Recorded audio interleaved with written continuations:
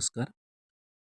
माझ्या शाळेचे नाव आहे जिल्हा परिषद प्राथमिक शाळा देवगाव आणि माझे नाव आहे ओंकार आणि वर्ग 7वा.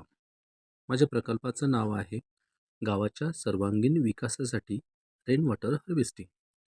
आणि ही समस्या जी आहे तर गावातील भूजल पातळी कमी आणि पावसाळ्यानंतरचीही पाण्याची टंचाई जाणवते. शेती, जनावरांचे पाणी व घरगुती वापरासाठी पुरेशा पाण्याचा तुटवडा आणि उन्हाळ्यात पिण्याच्या पाण्यासाठी टँकरवर अवलंबून राहावे लागते. अशा प्रकारची ही समस्या आहे आणि याचं उद्दिष्ट असं आहे की गावातील पावसाचे पाणी साठवून भूजल पातळी वाढवणे, सेंद्रिय शेती व जनावरांना पुरेसा पाणी पुरवठा, गावाला वर्षभर पाण्याच्या बाबतीमध्ये स्वयंपूर्ण बनवणे. आणि हा जो प्रकल्प आहे तर ह्या प्रकल्प करण्यासाठी जी आपण माहिती जी रूपरेषा आपण ठरवणार आहोत ती रूपरेषा म्हणजे सर्वप्रथम माहिती संकलन आणि सर्वेक्षण करावं लागणार. त्यासाठी गावाचा भूगोल आणि पर्जन्यमानाविषयी माहिती गोळा करावी लागणार.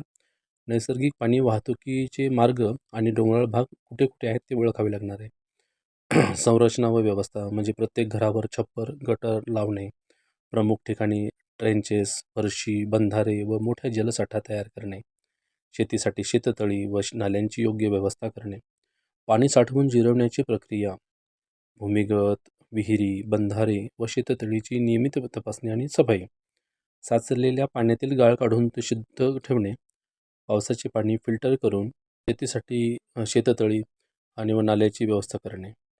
पाणी साठवून जिरवण्याची प्रक्रिया पण आपल्याला करावी लागणार आहे, कारण भूमिगत विहिरी, बंधारे व शेततळीची नियमित तपासणी आणि सफाई, साचलेल्या पाण्यातील गाळ काढून ते शुद्ध ठेवणे, पावसाचे पाणी फिल्टर करून पिण्यायोग्य बनवणे, सामुदायिक सहभाग व व्यवस्थापन. यामध्ये आपण ग्राम समिती स्थापना, नियमित बैठका, तांत्रिक मार्गदर्शन करू शकतो आणि यामध्ये प्रत्येक कुटुंबाचा आर्थिक आणि श्रम सहभाग आपण या ठिकाणी घेऊ शकतो. त्यामध्ये आवश्यक जर काही बदल करायचा असेल तर आपण ग्रामसभासुद्धा घेऊ शकतो.